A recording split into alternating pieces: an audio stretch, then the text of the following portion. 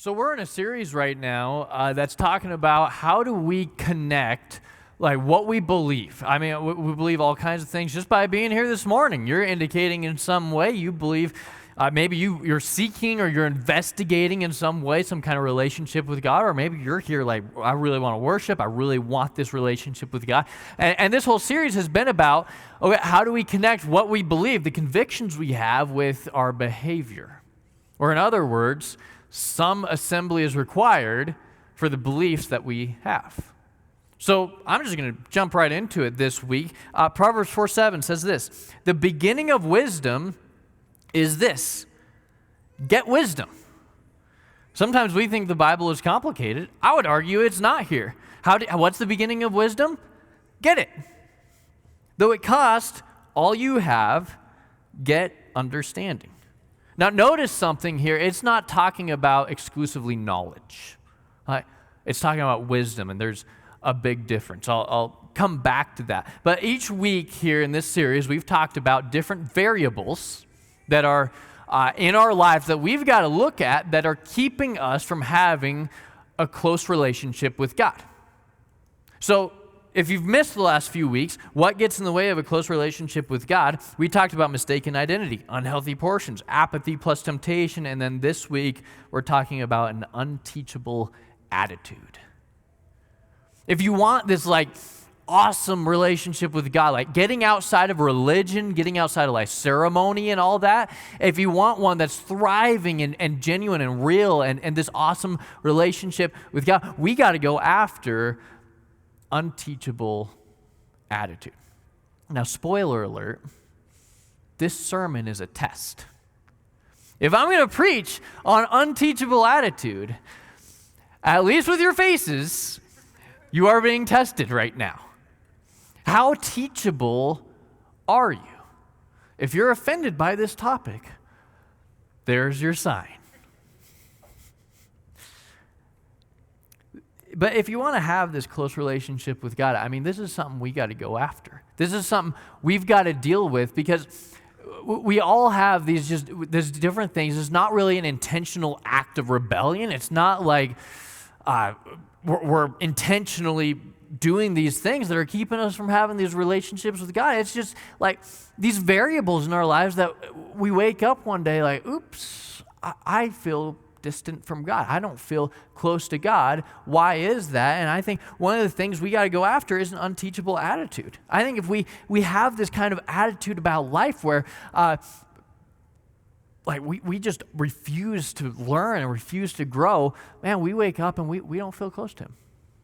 So I don't know how teachable you guys are. I think for some of us, it comes easy. It's like, for some of us, it's like, man, I have a lot to learn. Would you please help me? And then some of us, maybe it's a friend, maybe it's someone you work with, you got someone in your life who, anytime you try to help them with something, it immediately blows up. And immediately they get super defensive, they way overreact, it turns into this whole dramatic thing. I mean, we all have a list of these people in our lives, right? No one here I know, but we're talking about these other people.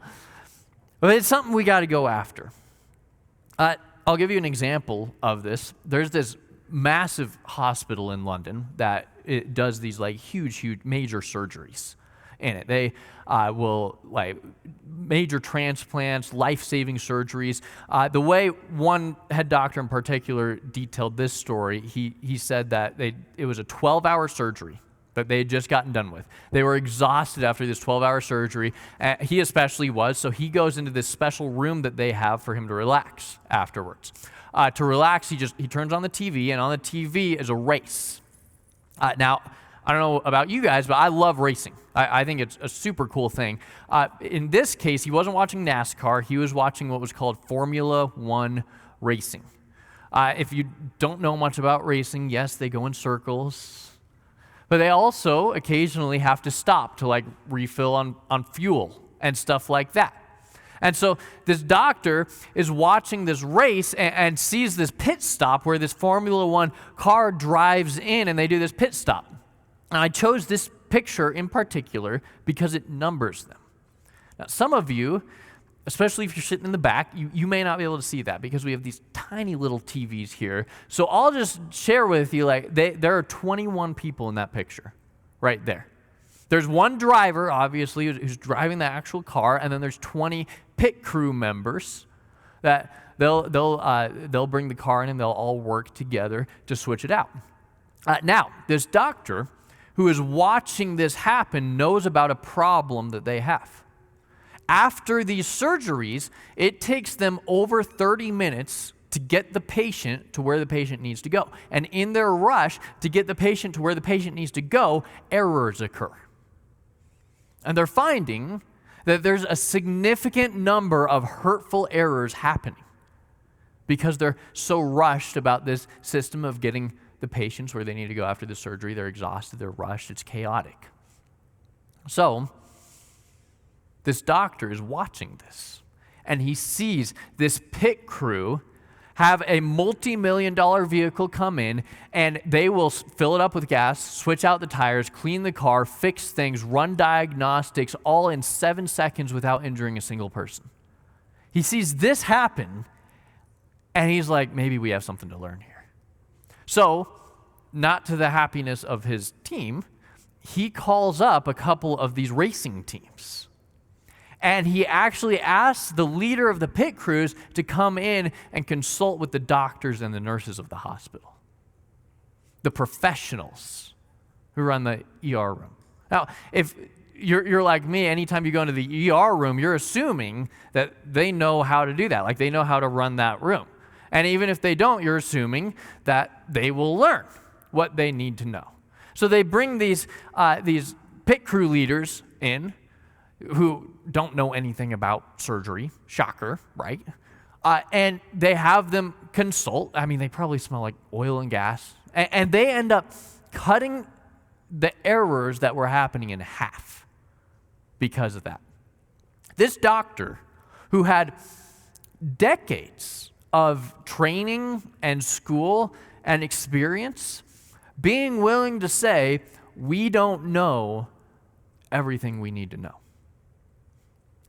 Is that you? Or have you landed in a place where you're saying, I know everything I need to know about a given subject? If that's you, this is your sign. So let's learn together. John Wooden is arguably one of the best coaches ever. He said this: it's what you learn after you know it all that counts. It's what you learn after you know all of it that actually starts to matter.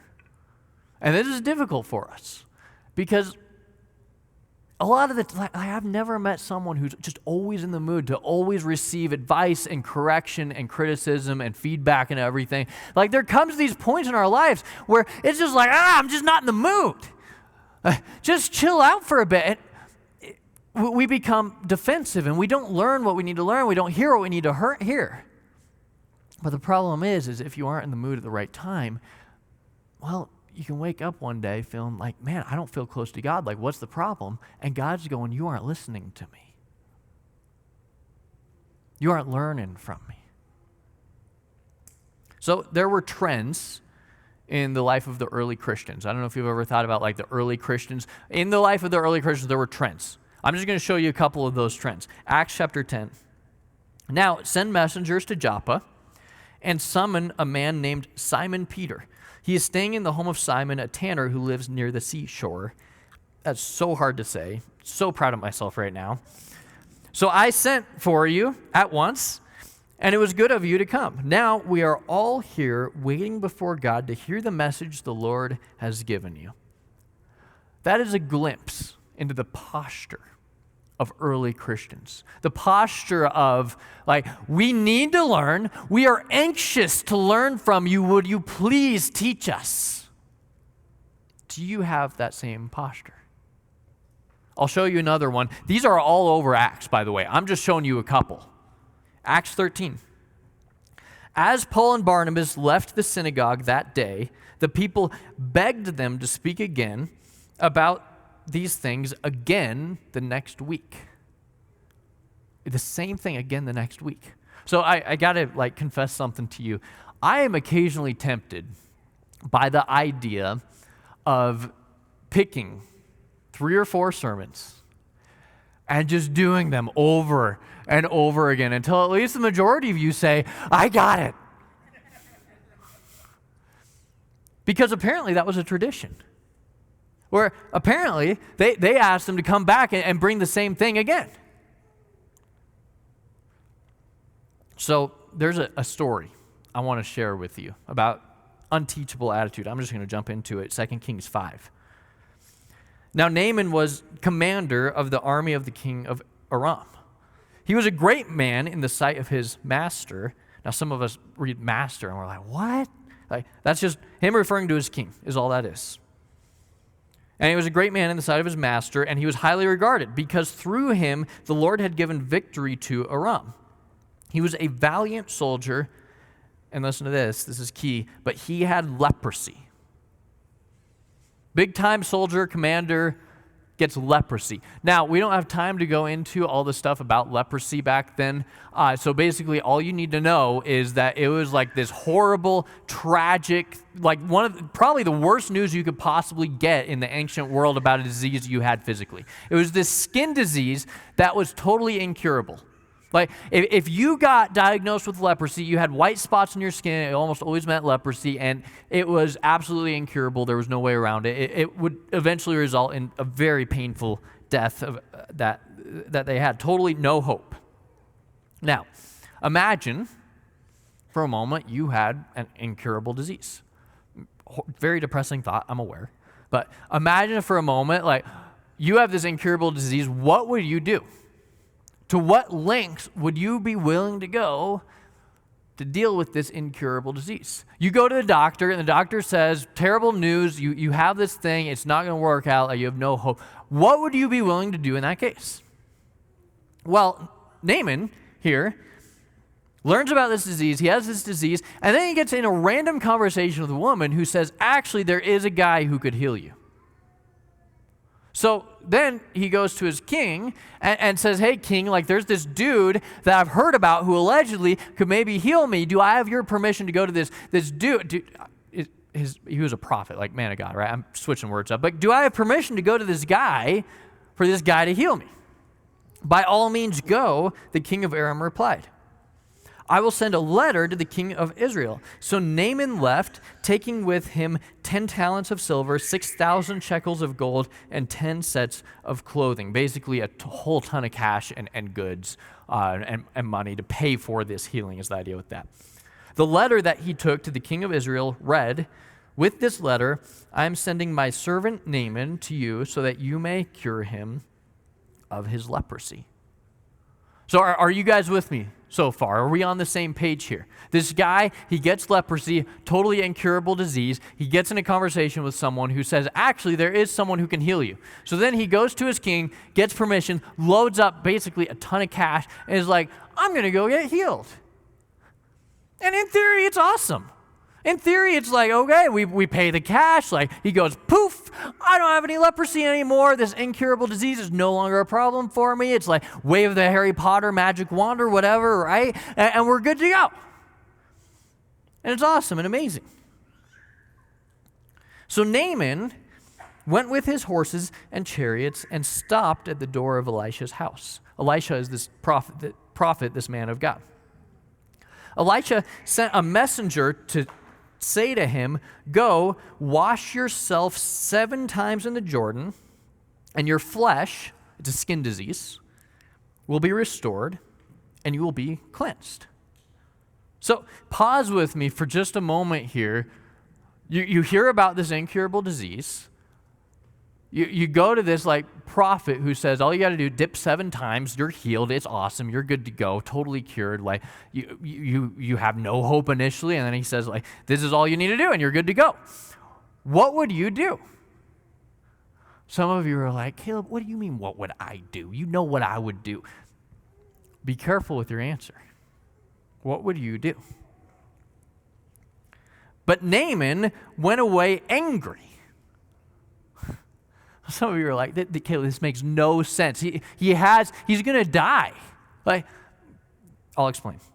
But Naaman went away angry and said, I thought that he would surely come out to meet me That's important. We'll come back to that. Surely come out to me and stand and call on the name of the Lord his God. Wave his hand over the spot. See, Harry Potter, he literally thought that. And cure me of my leprosy. Are not Abana and Pharpar, the rivers of Damascus, which those are basically they're epically beautiful rivers, is what those are, better than all the waters of Israel? Couldn't I wash in them and be cleansed? So he turned and went off in a rage. Let me just help you here in case you've been distracted for the last few minutes. So there's this guy, he has leprosy, incurable, awful disease that will eventually lead to a very painful death, and there's no hope for him until he hears about this prophet, this man of God, Elisha, who might be able to hear him. The prophet tells him, like, hey, all you got to do is go dip 7 times in this river, and you're good to go, and he walks off in a rage. Why? Naaman's arrogance. He was an arrogant man. And his arrogance led to an unteachable attitude. Now, this is where some of us start to get a little bit offended because you're like, Pastor Caleb just called me arrogant. Because it's a lot easier for me to say that I'm not as teachable as I should be than it is for me to say I'm arrogant. So let me explain, like I said I would. A messenger instead of Elisha. So this rich guy approaches Elisha. He gets permission from his king. He gets permission from that guy's king so that they can meet. And he's expecting, like, he has a ton of money. He's this big commander dude or whatever. And so he's expecting, like, Elisha himself to come out to him. That's what he's expecting. He's like, I want the guy, I want the legit guy, come on, the guy. I mean, this sounds like mob talk, but I want I want to be face to face with the guy. And Elisha sent his messenger to him. If you have like an arrogant attitude, you go into any environment with expectations. They should, they better. I demand, I expect. And that's what Naaman did. He went in with this expectation that he would see the guy face to face, and then Elisha sends a messenger to him. So he's insulted. His ego is hurting. The river thing. Jordan River instead of clean rivers. If you don't know about the Jordan River is like disgusting. It's brown, it's dirty, it's like where people would take their animals to pee and poop. They would wash their clothes in there, they would discard just junk in there a lot of the time. It's still actually super dirty to this day. It was like just a disgusting river. It smelled bad, it was super gross, and he knew it. And so he hears the Jordan River, and he's like, the Jordan what? And that's why he says, like, have you heard about this other place? It's way cleaner. So Naaman, he's destined to die. And he's not willing to do what he needs to do to get healed because he doesn't like who brought him the news and he doesn't like how clean the river is. Sounds unteachable to me. But there is a good side to this story. Naaman's servants went to him and said, my father. The word father, like it's a polite way of referring to him, like sir, master, guy who could hurt us. If the prophet had told you to do some great thing, would you not have done it? I mean, think of all like the movies you've seen. Like, go climb the mountaintop to pick the flower that only gypsies grow, blah, blah, blah, whatever. Like, this is what we're like a lot of the time. Like, give me the track I want. And that's what they're saying to him. How much more then, they say, when he tells you, wash and be cleansed. So he went down and dipped himself in the Jordan 7 times, as the man of God had told him, and his flesh was restored and became clean like that of a young boy. What are you missing out on right now because you're defensive? What are you missing out on because you don't have a teachable attitude? We miss opportunities a lot of the time because we don't have this approach to life. And some of us are like, well, I have this terrible boss I work for. I have this, or my parents. Boy, my parents.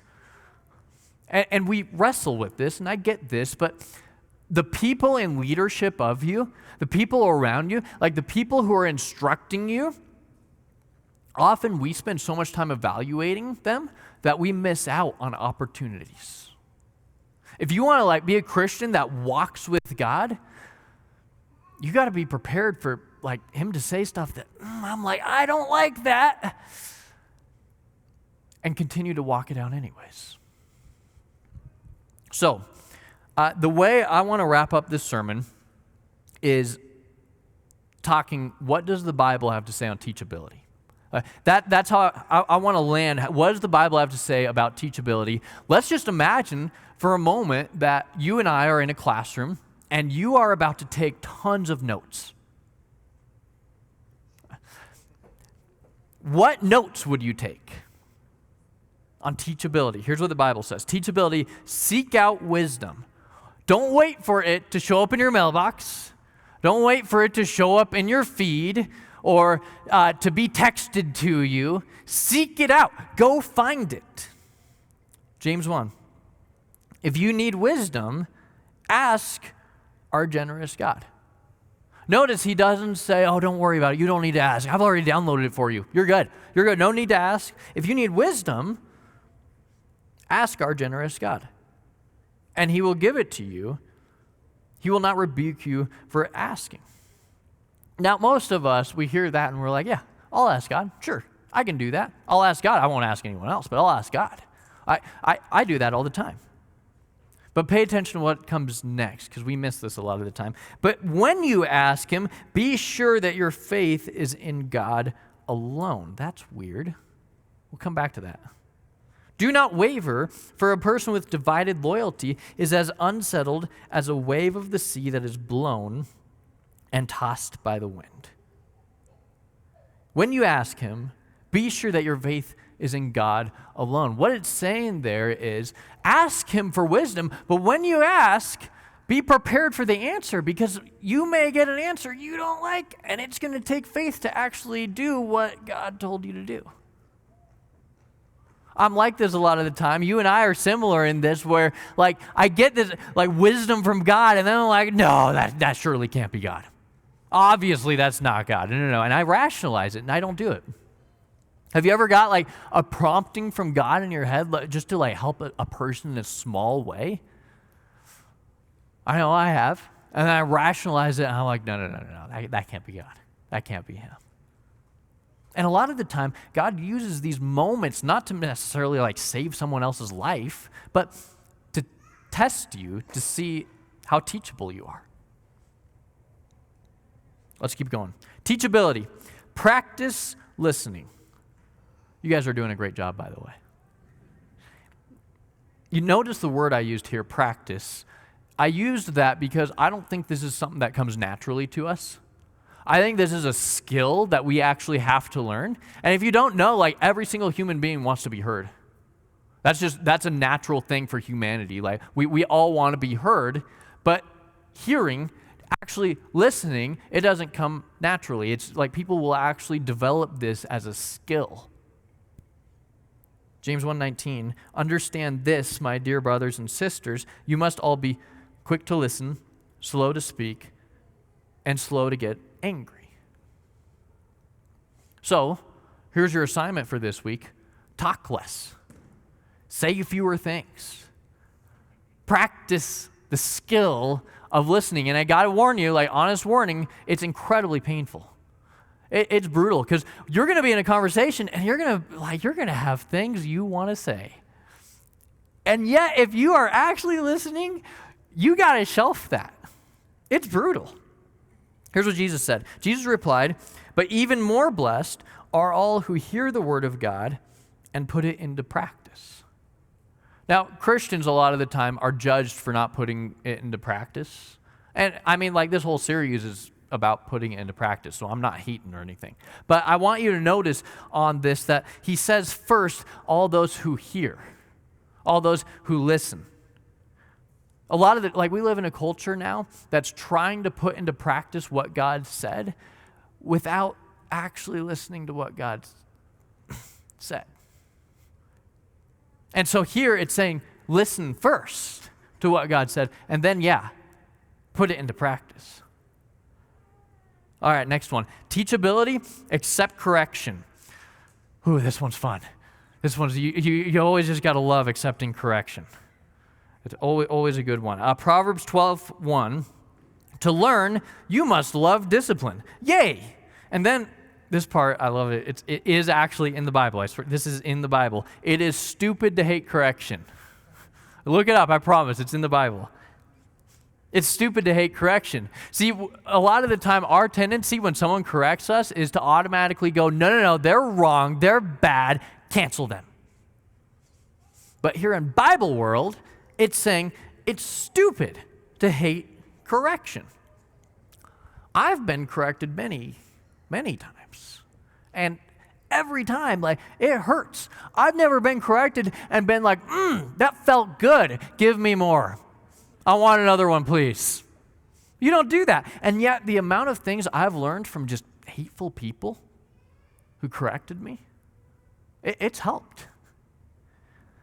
Proverbs 18. Fools have no interest in understanding. They only want to air their own opinions. Enough said. Teachability, acquisition and application. Acquisition and application. Do you know why I use the word application here? The word acquisition here? Because it starts with an A. But what I want you to get from this, teachability, first we acquire knowledge, and then we apply it in our lives. That's what I want you to get out of that. Proverbs 28 says, those who trust their own insight are foolish, but anyone who walks in wisdom is safe. It's if you want to be a teachable person, it's not just look at all the books I have, Pastor Caleb. Look at my book collection and the podcasts I've subscribed to, and isn't it amazing? Isn't it? And look, it's so diverse. Cool. Are you applying it? How are you applying it? Notice that this verse, it doesn't just say to acquire knowledge. It says to walk in wisdom. It doesn't just say wisdom, it says to walk in wisdom. Or in other words, unless we're actually acquiring the knowledge and then walking in that truth, we may not be walking healthy lives. So, I'm going to land with this question: how can I become more teachable? How can I become more teachable? If you just, if you really want to be a teachable person, this is my summary of the sermon, plus a little bit more on there. This is if you really want to know if you're a teachable person or not, this is kind of your litmus test to know here. First off, have at least one Christian coach. You may have heard the word through the Bible discipler, disciple maker. I'm just replacing that with a word we all kind of know, coach. Have at least one Christian coach, and yes, I put Christian in there because if you actually want to follow Jesus and walk in the steps of Jesus, your coach has to be Christian. You got to have someone who has come before you and maybe is going through some of the same things you're going through, who can actually give you some helpful wisdom there. Have at least one Christian coach. Now, you can have coaches outside of that. It doesn't have to be just that one coach, and they don't all have to be Christian. But if you're trying to be the best disciple of Jesus you can possibly be, that coach at least has to be Christian. And by the way, this applies for all areas of life. We're running out of time, but if you want to have an amazing marriage, have a coach for that. If you want to do an amazing job at work, have a coach for that. Anyway, next, ask questions. I have coaches in my life where in just a little while, on a Sunday, I'll actually be flying to Nashville to learn from a church planter who is several years ahead of where Uncharted is at. And he would be one example of a coach where if I want to even access him, I have to come prepared with questions that I'm going to ask. I have to. He won't even meet unless I have done homework ahead of time and prepared questions. And on one level, it's super annoying It's like, I'm a grown man, I don't even work for you, and you're going to make me do homework? Come on. But on another level, I learned so much by making sure to ask the right questions. So ask questions, then take notes. Again, if I am not taking notes during my conversations with my coaches, they will stop talking because I am human just like everyone else, and I will forget things unless I'm writing it down. So I'll always have my phone pulled out, typing something down, even if it's garbage. But next up, prove your application. Again, this is coming from my coaching experience. Anytime I go into this meeting, I have to prove something that I did that's different because of what they said. I have to prove it. And then just a bonus one, if you missed any part of this series, go back, watch the other 3. They're on our website. They'll be online as of tomorrow. Go back and catch up. And together, we can become a church filled with teachable people. Let me pray for us. God, thank you so much that you care enough to instruct us. Thank you so much that you love us so much that you want to guide us, that you want to give us wisdom. And so, God, we come to you and we ask for that wisdom. We ask that you instruct us. We know, God, that you have something you can teach us in the next 48 hours. And so we're going into the next several days ready for whatever lesson you have for us, God. We're opening our minds and our ears and our hearts to listen to you. Make it clear what you want us to do. Show us your path and give us the faith to walk it out even when sometimes, man, God, we may not like it. We may not like it.